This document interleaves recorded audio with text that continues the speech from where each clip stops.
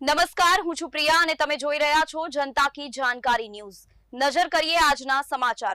ગુજરાત સરકારના શ્રમ અને રોજગાર મંત્રી કુંવરજી બાવળિયા દ્વારા ઘેલા સોમનાથથી સોમનાથ સુધીની જનકલ્યાણ શિવ વંદના પદયાત્રા ગીર સોમનાથ જિલ્લાના સુપાસી ગામે પહોંચી। આવતીકાલે સોમનાથ મંદિરે પહોંચશે જનકલ્યાણ વંદના પદયાત્રા।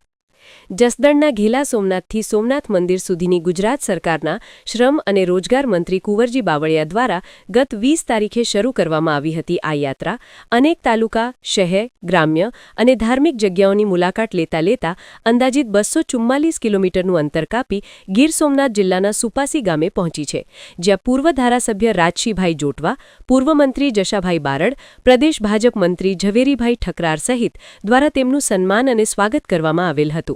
આ પદયાત્રામાં 250થી વધુ લોકો જોડાયા, જે વધુની મોટી સંખ્યામાં આજે જોવા મળ્યા છે।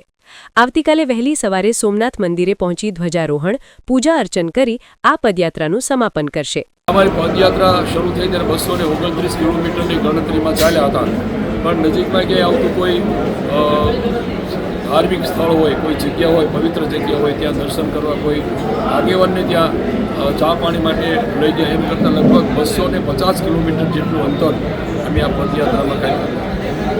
સંખ્યાનો તો હું નહીં કહીશ, અભૂતપૂર્વ રીતે દરેક જગ્યાએ તમે જોતા એવા સન્માન અને સ્વાગત તમામ સમાજના લોકો ખૂબ મોટી સંખ્યામાં ભેગા થઈને ક્યાંક અમે જે વ્યવસ્થા ગોઠવી હોય એ ત્યાં લોકલ સ્થાનિક આગેવાનોએ જે વ્યવસ્થા ગોઠવી હોય એ વ્યવસ્થા ટૂંકી પડી એટલા લોકો દરેક આ પદયાત્રાના સન્માન માટે ભેગા થયા। આજે પણ અમારી કલ્પના નહોતી, આજે લગભગ રાત્રિના 300 લોકો ત્યાં અમે સાથે રોકાણા હતા અને આજે ગળું પહોંચ્યા, અહીંયા અત્યારે જે સુપાસી પહોંચ્યા ત્યારે તમે જોઈ શકો લગભગ 1000 જેટલા લોકો પદયાત્રી સાથે આમાં સામેલ થઈને જોડાણા છે।